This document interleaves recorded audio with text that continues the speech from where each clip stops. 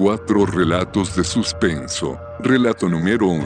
La profanación de la tumba. Las puertas enrejadas y rumbrosas del panteón permanecían entreabiertas, como invitándole a entrar, sin que ningún tipo de candado, o que la llave echada de la cerradura, le impidieran el paso. O'Brien llegó hasta la tumba de mármol gris que se hallaba a media altura sobre un saliente de la pared, en cuyo interior se hallaban los restos de la infortunada y joven difunta. El sepulturero y ladrón de tumbas sacó del bolsillo interior de su vieja y raída chaqueta negra su achatada petaca de whisky, y le dio un buen trago antes de empezar el despreciable e ilícito trabajo que se había propuesto hacer aquella aciaga noche. Empujando fuerte con las 2 manos, desplazó la pesada losa de mármol que cubría la tumba.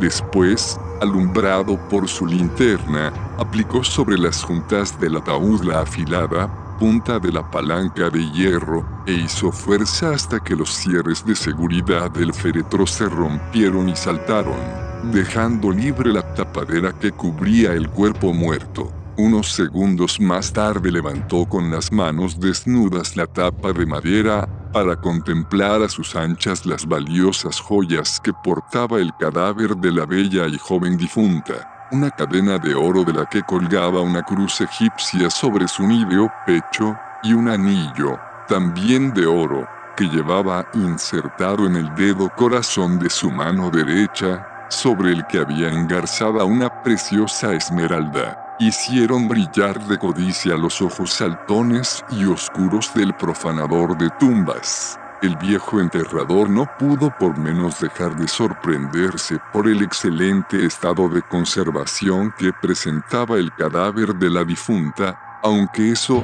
a su cerebro embotado por el alcohol, no pareció extrañarle demasiado. Pensó que por causas desconocidas para él, algunos cadáveres se conservaban mejor que otros. Mientras tocaba la cruz egipcia de oro macizo que colgaba en el escote de la muerta, sintió el lúbrico deseo de acariciar aquellos blancos senos que aún parecían conservar su firmeza. Sus sucios y arrugados dedos habían empezado a sumergirse en el escote de la no muerta, cuando de repente, esta abrió los ojos dejando ver un fondo blanco y aterrador, en el que no aparecían ni el iris ni las pupilas. O'Brien, al observar cómo se abrían los párpados de la fallecida, se sorprendió un poco, pero no sintió miedo. Estaba fatalmente habituado a estar con los muertos, y pensó que era un reflejo post-mortem del cadáver. Tan solo cuando poco después, la vampira se irguió dentro de su ataúd, y con un rápido movimiento de sus delgados, pero fuertes brazos, lo cogió por la cabeza. Comprendió su imprudencia y la tragedia a que lo habían conducido sus reprobables y repugnantes actos. La difunta dio un fuerte mordisco en la tráquea de su infortunada víctima, que murió paralizada, petrificada por el horror sin límites, y por el rápido desangrado de su viejo cuerpo. Emma Battles, durante casi 1 minuto se nutrió con la sangre caliente del sepulturero, y luego lo soltó. El ladrón de tumbas cayó a plomo sobre el suelo del panteón, exangüe y convertido en un guiñapo. Luego, la no muerta volvió a recostarse sobre su féretro, dispuesta de nuevo a sumergirse en su sueño eterno, un sueño plagado de pesadillas de monstruos sin nombre y de seres habitantes del Averno. Relato número 2. Turno de noche. Sarah Doherty terminó su turno de trabajo en la estación de servicio en la que trabajaba desde hacía poco más de 2 meses. Nunca hasta entonces había trabajado en una gasolinera, y tampoco en el turno de noche, desde las 10 de la noche hasta las 6 de la mañana. Después de buscar trabajo durante varios meses como peluquera o como dependienta, que es de lo que ella tenía experiencia, no había encontrado otra cosa.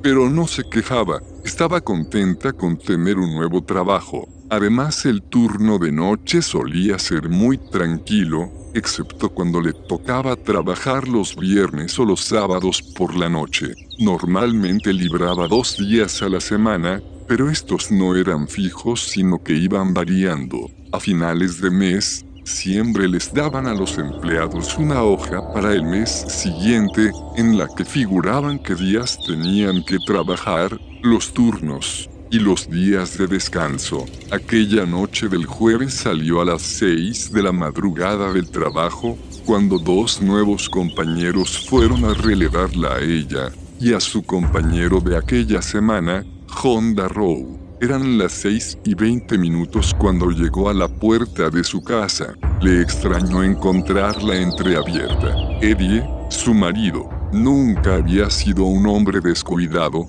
y su hijo David, que acababa de cumplir 8 años, tampoco solía serlo. Entró en la casa y lo que vio al entrar en la cocina, para tomarse un vaso de leche caliente antes de acostarse, le puso los pelos de punta y que se echase las manos a la cara en un movimiento instintivo, como si quisiera taparse los ojos y no ver lo que su mente se negaba a aceptar.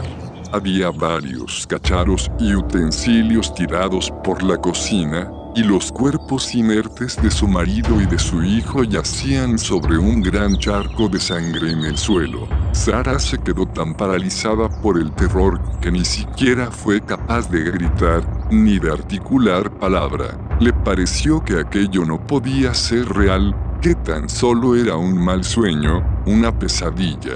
De repente, sintió una presencia a su espalda. Fue a darse la vuelta, pero ya era tarde. Una sucia manaza le tapó la boca, y después sintió el frío cañón de una pistola en su cabeza. ¡Chis! ¡Quieta, gatita! No te muevas, no intentes gritar o te mataré, dijo el asesino. Intentó hablar la joven. Tranquila, no es culpa mía. Yo no quería matarlos, pero me vi obligado a ello. Tan solo quería que me dieran unos cuantos billetes para continuar mi viaje. Pero tu marido se puso tosudo. Él y tu hijo me atacaron al mismo tiempo. No me quedó otro remedio que dispararles. Ahora voy a soltarte. Si gritas, te aseguro que te mataré. ¿Lo has entendido? Sí. El hombre la soltó y Sarah se dio la vuelta lentamente.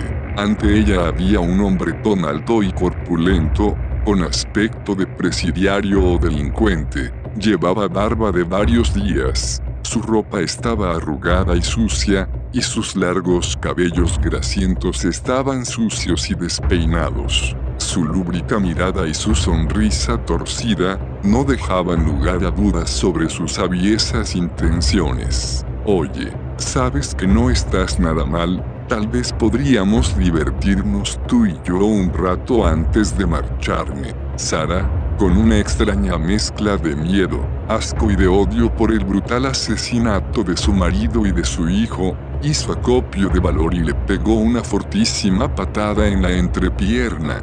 Dio justo en el blanco. El hombretón se dobló en dos, incapaz de poner atención a nada que no fuera su intensísimo dolor. Sarah aprovechó la ocasión, pasó a su lado, y corrió en dirección a la salida de su casa. El individuo se colocó la mano izquierda en sus doloridos genitales, e intentó, renqueante, correr detrás de ella. Maldita perra, te voy a dejar el cuerpo como un colador. Sarah ya corría por la calle dando fuertes gritos pidiendo socorro.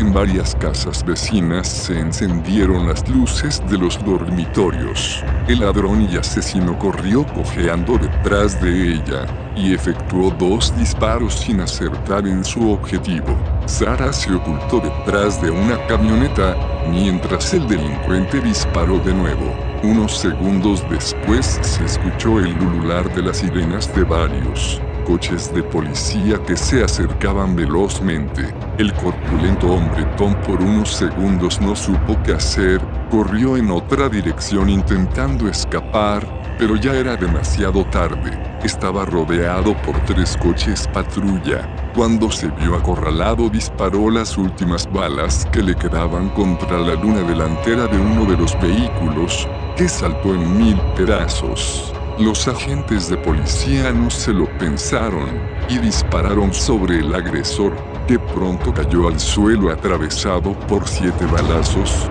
muerto al instante. Relato número 3. Maniquíes. Eran casi las 10 de la noche, y en aquel gran almacén de ropa cercano a la City londinense, aún no habían terminado de preparar el escaparate para el día siguiente. Por este motivo, los maniquíes deberían ser vestidos conforme a la moda de la nueva estación. Karen, una de las dependientas, se afanaba por encontrar un nuevo maniquí para lucirlo en el escaparate. Buscaba la figura de una chica delgada y morena para vestirla con los alegres colores de la primavera. Al fondo de la gran habitación, pareció encontrar la ideal. Estaba con la espalda pegada a la pared y todavía no había sido desprovista de su camisón de invierno algo anticuado, de la moda de hacía 4 o 5 años. Karen se acercó a la figura del maniquí y observó que tenía una buena estatura, pues rondaría el 1,75 m. Por un momento le dio la impresión de que había parpadeado y se asustó un poco, pero luego se rió de sí misma. La bella maniquí, de facciones alargadas, armoniosas y dulces, estaba completamente quieta, como era lo lógico en un ser inanimado. Serían imaginaciones suyas. Acto seguido se colocó frente a la joven mujer que representaba, para desprenderla del anticuado camisón de invierno. De improviso, el maniquí pareció cobrar vida y sonrió de manera burlona y perversa.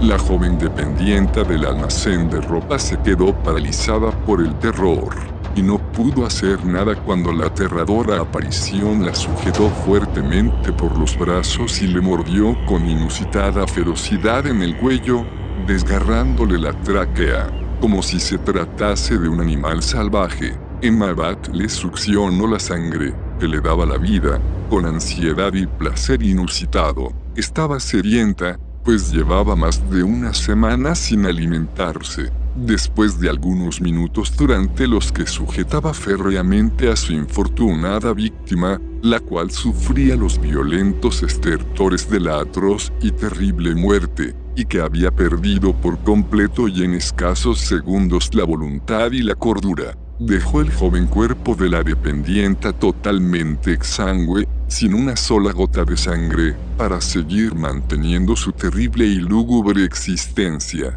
Relato número 4. Prisionero. Una asquerosa mucosidad los recubría completamente. Esta sustancia era escurrida a través de ellas, como si transpiraran. Con sinceridad debo admitir que me causaba náuseas, al menos al comienzo, que por cierto no es algo que pueda recordar con exactitud en este momento. Es difícil decir aproximadamente el tiempo que llevo aquí en este solitario sitio. He perdido completamente la noción del mismo. Segundos, minutos, horas, días, semanas, meses o años. Mi percepción sobre ellos ha sido progresivamente diluida hasta la nada absoluta. Un instante pareciera ser una década en mi vida, o como pueda llamarle a esta miserable y patética forma de subsistencia. Solía alimentarme de unas peculiares y rojizas escamas, de procedencia misteriosa, consistencia viscosa y un emblemático sabor amargo y repulsivo. Aún así eran bien recibidas debido a mi incesante hambruna, pero para mi desgracia son muy escasas y virtualmente imposibles de hallar. En algunas zonas la densidad del fluido que corría por el lugar era menor, así que lo bebía para saciar mi también inmensa sed, por lo cual cubría parcialmente mis necesidades más básicas y primitivas para sobrevivir. Uno de mis más grandes temores, los que me mantenían incesantemente alerta, con la mirada puesta en todas direcciones a la vez, y de los que producían dolores en mi estómago por tanto estrés causado, eran en principio unos horripilantes e infecciosos gusanos carnívoros. Estas abominaciones antinaturales se manifestaban de improviso en impresionantes enjambres, de incontables cantidades de los mismos. Se desplazaban por sobre la superficie de alquitrán, rápidamente, hambrientos de mi carne y sedientos de mi sangre. En varias ocasiones no he sido lo suficientemente rápido en mi reacción al percibirlos, causándome consecuencias irreparables. Como lo fue la pérdida completa de mi brazo derecho, este fuera devorado en un santiamén por aquellas criaturas despreciables. Mi extremidad arrancada de mí fue, en tan solo fracciones de segundo. El sufrimiento era muy por encima de mi umbral de tolerancia al dolor. Se asemejaba a miles de navajas afiladas, cortando centímetro a centímetro cada nervio y fibra muscular en mi brazo, lo que hasta este momento ha provocado el imparable avance de una infección necrótica, naciente en mi hombro, y ramificada hasta la parte superior de mi torso, como unas oscuras y enredadas raíces. Hay veces en que los muros comienzan a contraerse, reduciendo significativamente el espacio que permite desplazarme, provocando una brusca subida del nivel de tan pesado líquido que circula por todo el suelo, dejando tan solo mi cabeza por sobre él. Se volvía dificultoso mi andar en estas circunstancias, pero debía continuar, tal vez sin ningún motivo o esperanza alguna sobre nada, tan solo seguir en movimiento, seguir vivo. No tenía presente en mi memoria la última vez que pude descansar en este lugar. Mi nivel de fatiga era total y abarcaba cada músculo y articulación, pero no sentía sueño. La falta de él mismo me decía que algo andaba muy mal en mí. Todo era un continuo ciclo que comenzaba y concluía en el presente. El pasado y el futuro iban perdiendo su valor a cada paso que daba. Continuaba sin rumbo, sin dirección, sin un destino aparente, sin ningún punto de referencia en este laberíntico calabozo. Era como si girara en círculos, siendo que tampoco recuerdo haber visto ningún lugar dos veces, por lo que no puedo estar seguro sobre nada con cierto grado de certeza. Los colores que puedo apreciar varían según el tiempo, desde bordó claro a un negro carbón en las paredes a mi alrededor. Ninguno me gusta en especial, he llegado a ignorar todo completamente. Desearía poder imaginar alguna forma de trascender, tener por lo menos una meta o aspiraciones futuras, aunque a este punto he perdido la capacidad de soñar. En mis oídos un agudo y fastidioso pitido podía escucharse a cada momento. Mi audición se iba deteriorando a un ritmo más veloz de lo que quisiera, pero este hecho no evitaba que aún captara un distante estrépito que sonaba como una enorme y feroz bestia, lista para devorarme. Este era de hecho mi mayor manifestación posible de terror.